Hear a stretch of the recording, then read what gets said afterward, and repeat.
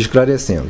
Aonde é que surge a figura do Exu, não o orixá, de onde o nome veio, mas como esses espíritos intermediários?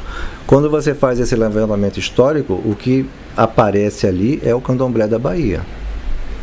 Você tem vários registros da década de 30. Por exemplo, eu não sei se é o Verger ou o Bastides, porque eu sempre confundo os dois, né? Mas ele foi na casa de uma iniciada lá do Candomblé, na década de 30, eu acho que em 1976, ela foi iniciada no começo da década de 30, pá, e ele descreve o que ele encontrou na casa dela. Ela diz que ela tinha vários assentamentos de Exu, Candomblé da Bahia, década de 30, tá? E ele fala o nome de alguns Exus, por exemplo, Exu Sete Facadas. Então, no Candomblé da Bahia, na década de 30, já existiu o Exu Sete Facadas. Porque o que acontece? O modelo original é o orixá Exu. Tanto é que vários Exus herdam nomes ou títulos que eram desse orixá. Maravô, Tiriri, isso eram nomes do orixá, né? Que passaram a ser essa categoria de espíritos intermediários que já não são o orixá. A outra fonte, também da década de 30, que é a antropóloga a Ruth Landes, ela também esteve lá e ela descreve os Exus já dessa forma. Inclusive ela fala, por exemplo, que Yansan, ela tinha uma gangue, a expressão que ela usa, de Exus femininos que eram extremamente selvagens. Só que ainda não se chama de ainda não recebia o nome de Pombagira. Essa senhora do Candomblé, que o Verger ou o Bastides foi lá, ele diz que ela tinha um Exu feminino que se chamava Exu Vira.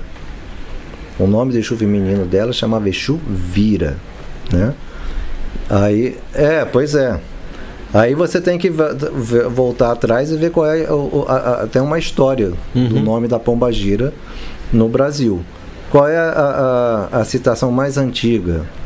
É o livro do João do Rio, de 1904, chamado As Religiões no Rio. João do Rio, ele era um jornalista, eu acho que ele foi até da Academia Brasileira de Letras, eu estou confundindo, mas ele era muito famoso, né?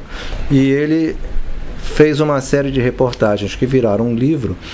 Ele se meteu ali no miolo do centro do Rio de Janeiro, que era chamada Pequena África, e saiu visitando todo mundo ali, entrevistando os praticantes que tinham na época, tá? 1908.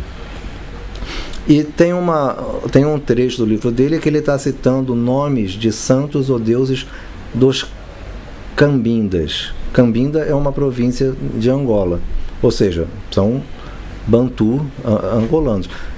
Ele dá essa lista de nomes, um dos nomes que aparece é Pombagira. Então a primeira referência que você tem ao nome Pombagira no Brasil, até onde eu consegui achar... do nome Pombagira é uma divindade dentro de uma lista de divindades no livro do João do Rio.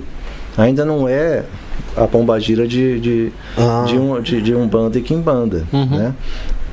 A próxima referência que você encontra, aí sim, você encontra isso no Lourenço Braga, se a memória não está me falhando, e com certeza você encontra no Fontinelli, onde a Pombagira é a Pombagira. Ela não é uma categoria, ela é um espírito. Que o Fontinelli, ele sincretizou com um espírito de Grimório Velho chamado Klepot. Então ele tem toda uma lista de espíritos masculinos, Exus masculinos, e ali no meio tem a Pombagira, que é o Exu feminino. Ainda não é uma categoria. Agora, isso é começo da década de 50. À medida que o tempo passa e você vai chegar na década de 70, essa Pombagira, ela vai se transformando numa categoria. E você tem autores que são intermediários, eles deixaram registrado esse processo. Tem um deles que agora eu não lembro se é o João Ribeiro ou o Antônio da Alva. É pena que os livros não chegaram, porque ele podia chegar e dizer o nome, mas não interessa.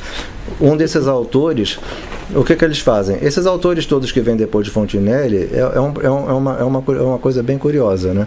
Eles copiam trechos e trechos do Fontinelli e nunca dão a fonte. E a fonte é nele. Eles não dizem de onde saiu aquilo, mas é o parágrafo inteiro, a descrição inteira, né? Poxa, então, aí é sacanagem, né? Já é crime, né?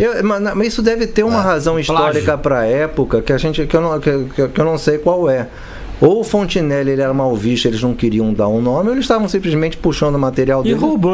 roubando. Porque era uma literatura que não tinha um controle editorial. Pode ter certeza que já teve gente que fez isso com teus livros. O pessoal pega um pedacinho, bota no livro dele, um pedacinho no livro do outro, bota. Pode ser, pode ser. Tem muito relato mesmo dessas coisas por aí. É inevitável, né?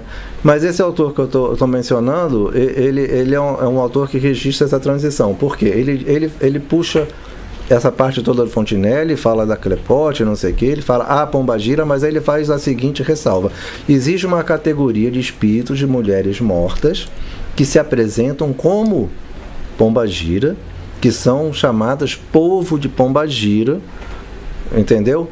Então aí você começou a ter a transição, aquela que era a Pombagira, agora está virando uma categoria.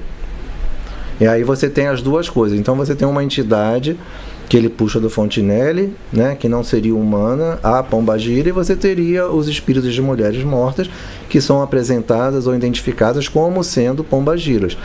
E à medida que o tempo passa e você avança para a década de 70, essa imagem da Pombagira não humana, ela desaparece. Ela meio que desaparece. Permanece a ideia de que existe uma Pombagira maior que as outras. Uhum. O Molina, por exemplo, na década de 70, ele tem isso eu tenho no livro, ele tem uma passagem que ele está falando de Maria Padilha da Calunga, eu acho, das Sete Calungas. Ele diz que essa é a mãe das Pombagiras, mãe de Pombagira. Ela teria uma ascendência sobre as outras Pombagiras. As outras Pombagiras tinham que bater cabeça para ela era a principal, né? Aí você tem depois a figura da rainha das Sete Encruzilhadas, que me parece, pela minha pesquisa, ela é anterior à figura da Maria Padilha na Quimbanda. Me lembra de voltar nesse ponto da Maria Padilha, senão a gente esquece. Mas aí você tem a rainha das Sete Encruzilhadas. Tanto é que quando o Molina publica o livro dele, Saravá Pombagira, ele apresenta a rainha das Sete Encruzilhadas como sendo a principal, como sendo ela a mulher de Sete Exus, as outras não são. Nesse livro ele não menciona Maria Padilha, tá? Então você tem essa noção que tem uma Pombagira que era acima das outras. Esse meu livro de história da Quimbanda, ele pega as primeiras 7 décadas, ele vai até o final da década de 70, alguma extensãozinha na década de 80, e ele se chama Encruzilhadas e Cemitérios. Por quê?